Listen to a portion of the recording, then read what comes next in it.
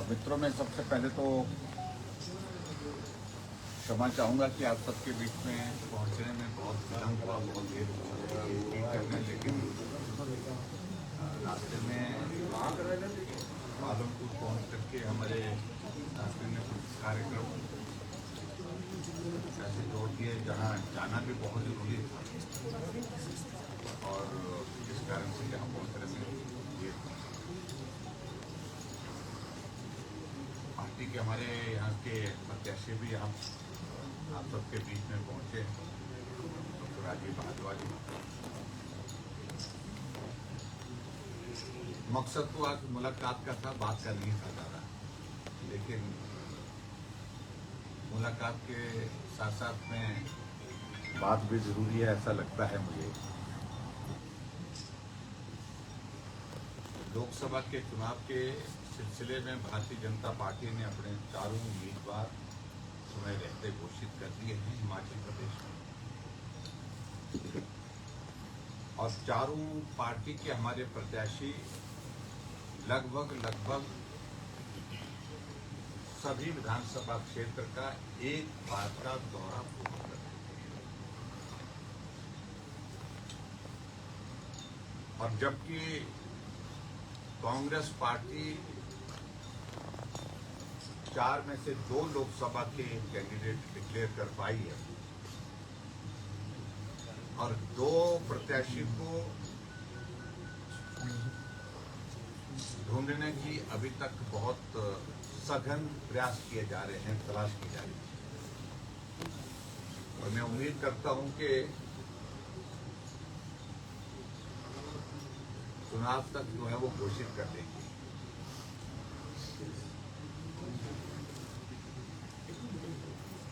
अब की बात पूरे देश भर में जो वातावरण है, मुझे लगता है कि उसके बारे में कुछ कहने की आवश्यकता नहीं है।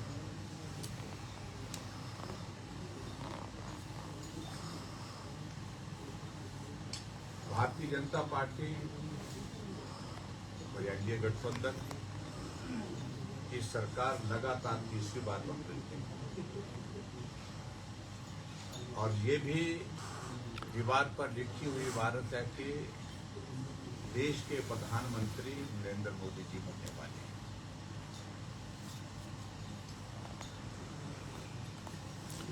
और जिस तरह का समर्थन पूरे देश भर में हर प्रदेश में उनको प्राप्त हो रहा है, हर क्षेत्र में प्राप्त हो रहा है भारतीय जनता पार्टी को, एनडीए के गठबंधन को, और उस दृष्टि से जो नारा दिया गया है, अब की बार 400 पार, अब की बार 400 पार, अब की बार 400 पार। और ये 400 पार का आंकड़ा एक महज सिर्फ चुनाव की दृष्टि से कहा हुआ आंकड़ा नहीं है।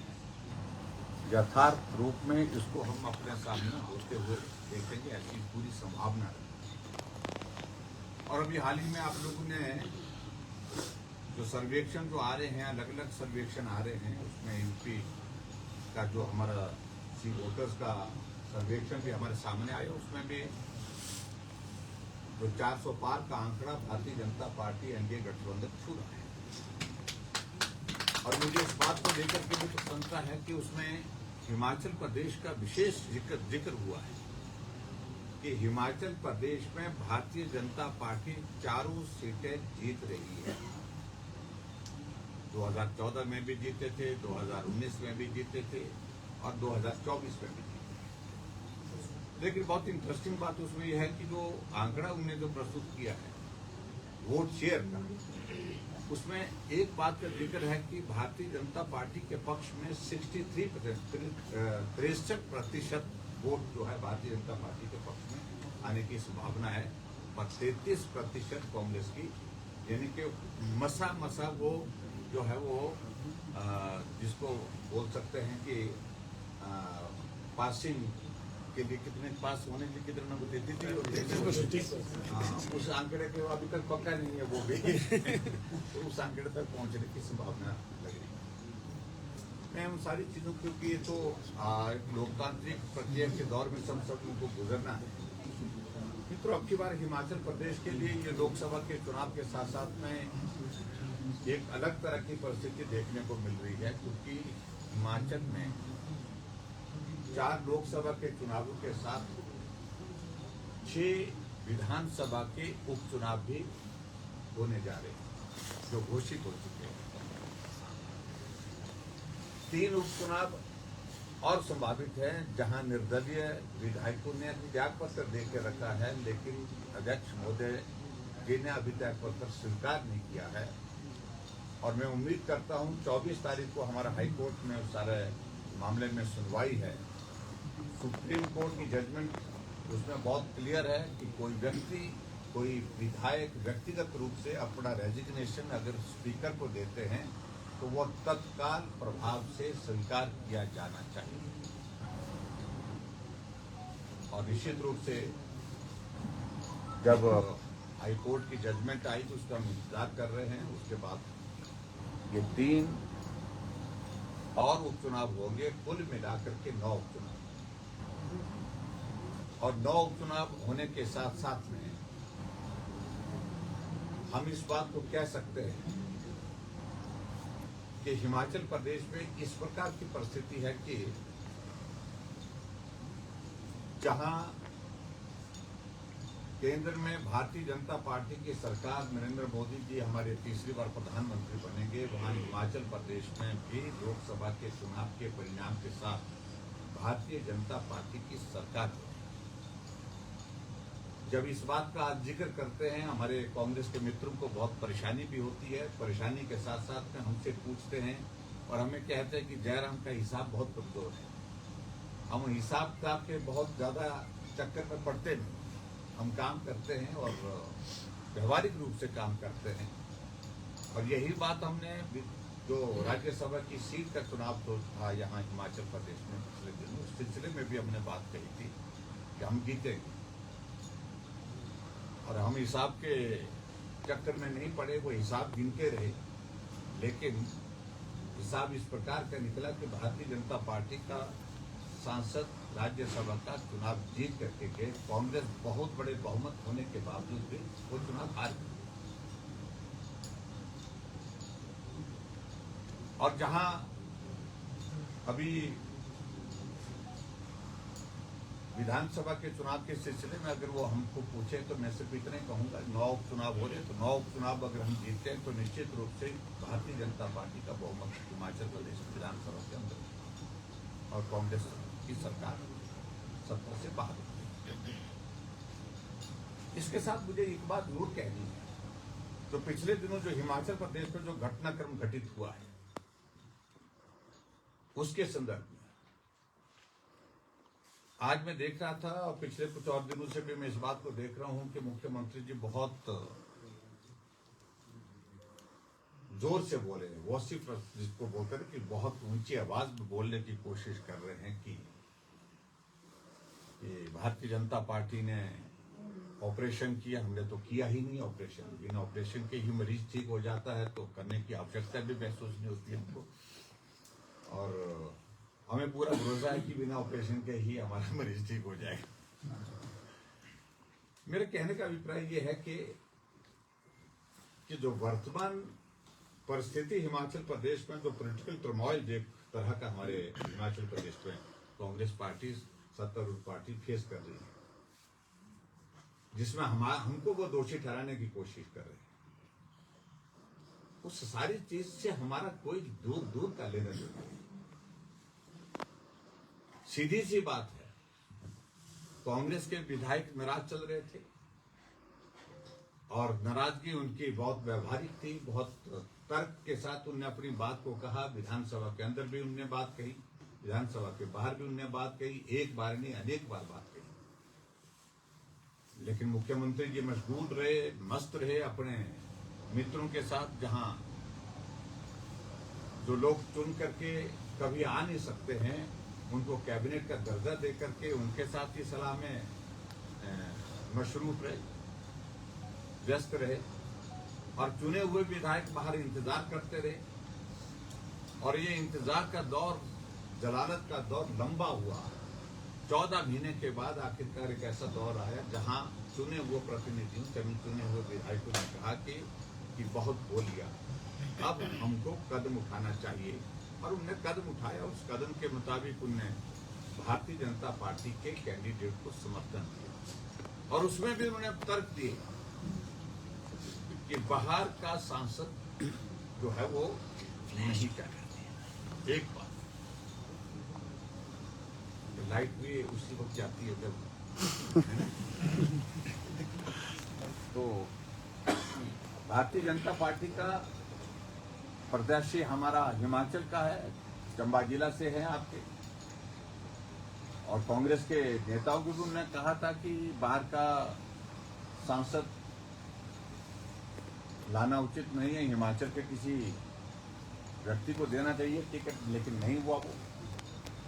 और उसके बाद हैरानी की बात ये थी कि कैंडिडेट उस व्यक्ति को बनाया जिसने सुखविंदर सिंह सुक्खू के मुख्यमंत्री बनने के बाद कैबिनेट के पहले निर्णय का विरोध किया। वाटर सेस पर अगर वो प्राइवेट कंपनी की ओर से कोई वकील कोर्ट में प्रस्तुत हुआ है तो वो मनु सिंह विजी, और यही मनु सिंह विजी हैं जो भगवान रामचंद्र जी काल्पनिक एक सोच है, उनके अस्तित्व पर, भगवान रामचंद्र जी के अस्तित्व पर उन्हें प्रश्न खड़े किए। और 25 साल तक जो मुकदमा कोर्ट में चलता रहा, सुप्रीम कोर्ट में चलता रहा, तो ये भगवान रामचंद्र जी जन्म मतलब अयोध्या में पैदा ही नहीं हुए, इस बात की पैरवी करते रहे। तो आखिरकार एक परिस्थिति इस प्रकार की बनी कि चुनाव हुआ और चुनाव में इसमें 9 विधायकों ने भारतीय जनता पार्टी को समर्थन दिया, सहयोग दिया, जिसमें 6 कांग्रेस के, 3 निर्दलीय विधायक भारतीय जनता पार्टी के हमारे सांसद उसने चुनाव जीते। अब नैतिकता वास्तव में ये बनती है जब चुनाव का परिणाम आया, बहुमत होने के बावजूद राज्यसभा में कांग्रेस हार गई, नैतिकता तो ये बनती थी कि त्यागपत्र देना चाहिए, लेकिन नहीं दिया। दूसरे दिन हिमाचल प्रदेश की विधानसभा के अंदर बजट पास होना था, बजट सत्र चला हुआ था, और उस बजट सत्र में अपना बहुमत उनको नहीं लग रहा था। ऐसी सूरत में बजट पास करना बहुत आवश्यक था। अगर बजट पास नहीं होता तो आपको मालूम है प्रोविजन है उसमें, फिर सरकार चले जाती है अगर बजट पास नहीं होता। तो भारतीय जनता पार्टी के 15 विधायकों को बिना किसी वजह के, बिना किसी कारण के उनकी सदस्यता सस्पेंड की गई। हमको सस्पेंड किया गया, जिसमें मैं भी शामिल था, ठाकुर जी भी शामिल थे, बहुत भाग्यशाली हैं। और 15 विधायकों को सस्पेंड करके 100 कमांडो भेज करके हमको सदन से बाहर उठा करके फेंक दिया गया। और नैतिकता की ये दूसरा एक पैरामीटर है जहां बजट को पारित करने के लिए कांग्रेस पार्टी को, कांग्रेस की सरकार को भारतीय जनता पार्टी के इनके विपक्ष के 15 विधायकों को सस्पेंड करना पड़ा, सदन से बाहर उठा करके फेंकना पड़ा। तो सत्ता में रहने का नैतिक अधिकार तो है ही नहीं, पहली बात। और आजकल के जो हालात हैं जिस प्रकार के, उन हालात के मुताबिक मैं कह सकता हूं कि सरकार नाम की कोई चीज है ही नहीं हिमाचल प्रदेश में।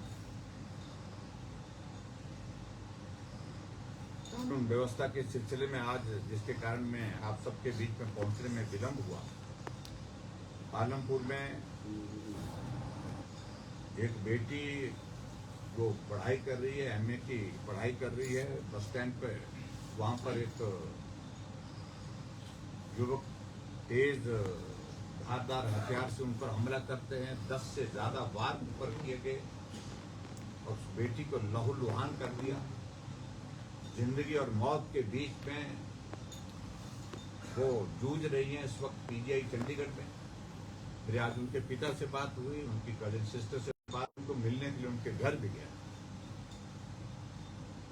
और उससे कुछ दिन पहले वहीं पालमपुर के सुला विधानसभा क्षेत्र जो साथ लगता इलाका है, वहां पर एक 50 वर्ष की एक महिला की हत्या हुई और उसका गला काट दिया गया। जो कटर होता है, पेपर कटर होता है, उससे काट करके उनको नाले में फेंक दिया गया।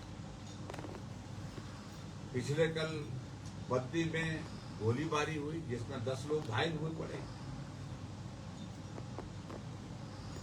प्रदेश की राजधानी शिमला में पुलिस रिपोर्टिंग रूम के सामने माल रोड पर एक युवक की जो बकरे की मीट काटने का जो होता, क्या बोलते हैं उसको, टोका बोलते हैं, उस टोके से काट करके उसकी हत्या कर दी।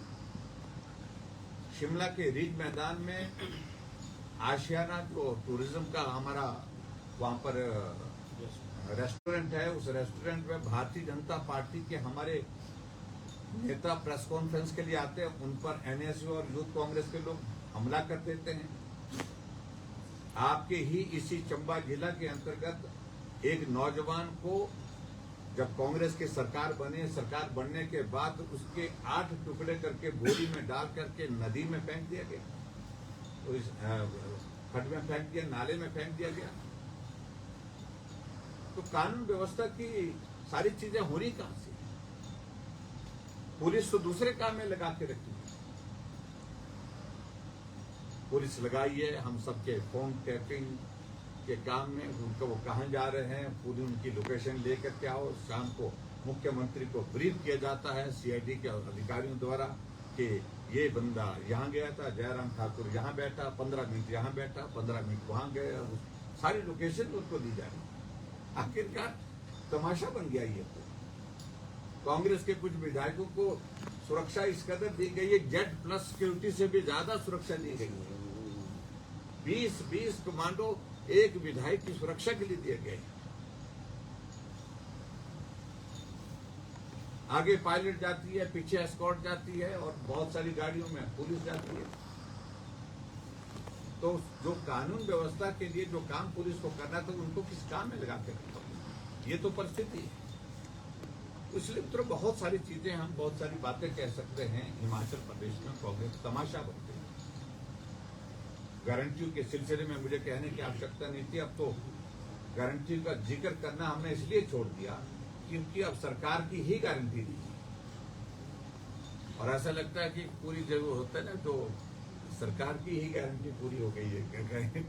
गारंटी का जो टाइम पीरियड जो है उसका पूरा हो गया। इसलिए मैं आप सबके बीच में इतना ही कहना चाहता हूँ, हिमाचल प्रदेश में बहुत लंबे समय से 5 वर्ष एक पार्टी, 5 वर्ष दूसरी पार्टी, यानी कि एक टर्म भाजपा को, एक टर्म कांग्रेस को, वो दौर चल रहा था। अब की बार मुझे लगता है कि वो, क्योंकि वो टर्म 5 वर्ष के लिए होता था, अब की बार मुझे पूरी संभावना ये दिख रही है कि हिमाचल प्रदेश में 5 साल इंतजार नहीं करना पड़ेगा भारतीय जनता पार्टी को। 15 महीने के बाद ही भारतीय जनता पार्टी फिर सत्ता में आ जाएगी। और जहां हमारे सांसदों की बात है, मैं यही कहूँगा कि कांगड़ा चंबा लोकसभा क्षेत्र से पिछली बार हमारा जीतने का मार्जिन हाईएस्ट था और अब की बार भारतीय जनता पार्टी के हमारे प्रत्याशी डॉक्टर राजीव भारद्वाज जो पार्टी के बहुत कर्मठ और बहुत अनुशासित कार्यकर्ता हैं, जिनके बारे में पार्टी ने चर्चा करने के बाद निर्णय लिया कि कार्यकर्ता को चुनाव लड़ाना चाहिए, जो हमेशा समर्पण के भाव के साथ काम करते रहे। ऐसे में पार्टी के प्रत्याशी के नाते यहाँ से चुनाव लड़ रहे हैं और मैं इस बात को देख रहा हूँ कि सहजता, सरलता जो आज कल सभी लोगों के बीच में ये चर्चा का विषय भी बना हुआ है और बहुत बड़े अंतर के साथ इस सीट को, लोकसभा की इस सीट को जीतेंगे। और हिमाचल प्रदेश में मैं यही कहूँगा कि 4 सीटें हम लोकसभा की जीतेंगे, जिसका जिक्र किया मैंने। 2014 में भी जीते थे और 2019 में भी हम जीते थे और 2019 का तो हमारा जीतने का रिकॉर्ड इस तरह का रहा था, हम 68 की 68 सीटों पर जीते थे और 69% वोट शेयर के साथ पूरे देश भर में नंबर 1 पर हिमाचल प्रदेश रहा। और अब की बार में मुझे पूरा भरोसा है कि अब की बार की जीत भी सिर्फ जीत नहीं, शानदार जीत होगी, ऐतिहासिक जीत होगी।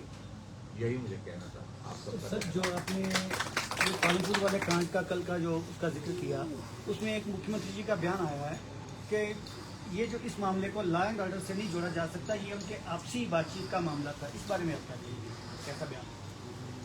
देखिए, मैं उनका बयान तो मैंने सुना नहीं, लेकिन अगर ऐसा बयान दिया है तो मैं समझता हूं कि ये लगातार घटनाओं का क्रम जो घटित हो रहा है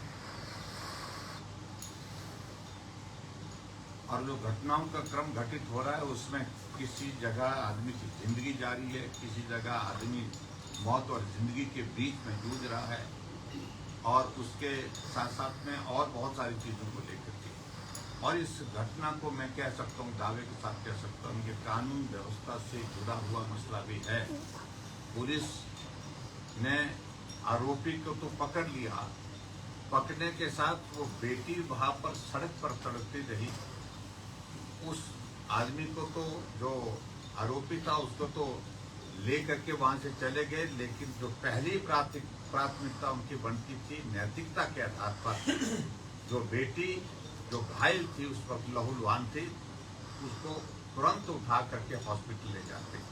पुलिस नहीं ले गई, दूसरे लोग ले गए वहां पर। ये एक चिंता करनी है। और दूसरी बात, जब हॉस्पिटल में जो आरोपी है उसको पुलिस मेडिकल के लिए ले गई और वहां हॉस्पिटल में एक व्यक्ति भावना उसकी मन की इस प्रकार की आई कि इस आदमी ने गलत किया है, और उस पर गुस्सा जाहिर करते करते उसने ऐसा हाथ उठाने की कोशिश की। पुलिस ने उसी आदमी को ही लातों से वहां पर पीट करके जो है वो चेक कर दिया।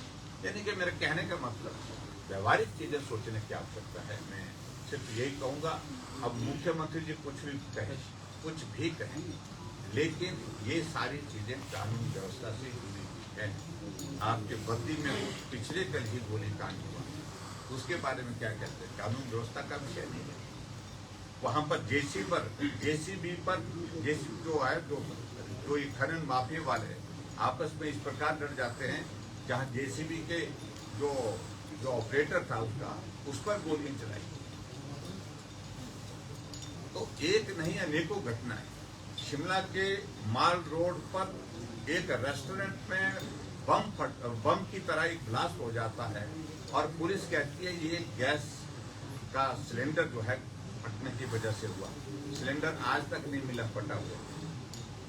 और जो रिपोर्ट आई उसके बाद, रिपोर्ट जो आई और रिपोर्ट के मुताबिक वो विस्फोट गैस का विस्फोट नहीं है। उस मामले को हशप किया गया है और उसमें ये पाया गया है कि RDX की मात्रा उसमें पाई गई। लेकिन वो सारी चीज को लेकर के आदमी की जिंदगी चले गई, और शिमला के माल रोड पर हुआ है, शिव मंदिर के सामने हुआ है, और सावन के महीने में हुआ है। तो ऐसी चीजों को लेकर के बहुत सारे उदाहरण हमारे पास हैं, लेकिन मुख्यमंत्री जी जिम्मेवारी से अपने आप को मुक्त करना चाहते हैं, लेकिन नहीं हो सकती इस प्रकार से। सर, ये कंगना रनौत की टिकट पे बात कह रही है कि कुछ कांग्रेसी नेता कह रहे हैं कि उनकी टिकट से कुछ भाजपाई ही नाराज हैं, और यहाँ तो डिप्टी CM साहब ने यहाँ तक कहा कि भाजपा आने वाले दिनों में कुछ प्रत्याशियों को बदल सकती है। इस बारे में आपका उनको जो सलाह दी है, सलाह देने के लिए धन्यवाद, लेकिन आपकी सलाह पर अमल नहीं होगा। भारतीय जनता पार्टी अपने पार्टी का प्रत्याशी कौन होगा वो निर्णय करने में सक्षम है, और मैं यही कहूँगा कि अगर ये हालात बने हैं तो कांग्रेस पार्टी के अंदर इस तरह के हालात हो सकते हैं, लेकिन भारतीय जनता पार्टी में इस तरह की किसी बात को लेकर के कोई चर्चा नहीं। और जहाँ नाराजगी की बात है, नाराजगी दूर हो गई है सबकी, सब लोग काम में जुट गए हैं, कोई भी आदमी ऐसा नहीं काम में नहीं। सब चंबा कांगड़ा की बात करें तो पिछली बार हाईएस्ट मार्जिन रहा है, तो इस बार भी उम्मीद ऐसी लगाई जा सकती है कि मैं उम्मीद करता हूँ इस बात को लेकर के कि आदरणीय मोदी चंबा जी से पिछड़ा चंबा का जो ये शब्द पिछड़ा चंबा है, इसको कब तक हटा लिया जाएगा? ये देखिए, एक बात को हमको व्यवहारिक तौर पर सोचना है। इस देश में बहुत लंबे समय तक कांग्रेस पार्टी सत्ता में रही, और इस प्रदेश में भी बहुत लंबे समय तक कांग्रेस पार्टी सत्ता में रही। भारतीय जनता पार्टी की कंपैरिजन में, तुलना में कांग्रेस लंबे समय तक सत्ता में रही। आज अगर हिमाचल प्रदेश में कुछ एक इलाके, कुछ एक जिले, कुछ एक विधानसभा क्षेत्र अगर पिछड़े हुए हैं, जहां अभी भी काम करने की ज़्यादा आवश्यकता महसूस होती है, तो उसकी वजह सिर्फ यही है कि जो ज़्यादा लंबे समय तक सत्ता में रहे हैं वो दोषी है। और भारतीय जनता पार्टी ने चिन्हित किया, ईयर मार्क किया है ऐसे स्थानों को और इसलिए एक जिला हिमाचल प्रदेश का एस्पिरेशनल डिस्ट्रिक्ट के नाते चुना गया और चंबा जिला चुना गया, क्योंकि यहाँ अभी तक और ज्यादा काम करने की आवश्यकता है। और उस दृष्टि से केंद्र सरकार विशेष योजना के साथ काम कर रही है और प्रदेश सरकार ने भी उस तरह से हमने काम करने की कोशिश की है। और निश्चित रूप से मुझे लगता है कि आने वाले समय में चंबा इस कैटेगरी से आकर के बाकी राज्यों में जिस प्रकार से विकास, संतुलित विकास, समग्र विकास की जो बात को देखता है, वो चंबा के इस क्षेत्र का। सर, आज काफ़ी अरसे के बाद जो प्रभावजी भाजपा है वो एक मंच पे दिखने को मिल रही है। क्या आपके आने के उपरांत, क्या आपके जाने के बाद फिर वही स्थिति वही आ जाएगी या ये एकत्रित आने से पहले भी एकजुट थी और आने के बाद भी, जाने के बाद भी एकजुट रहेगी, इसमें आप चिंता मत करें। Thank you please, thank you very much, thank you.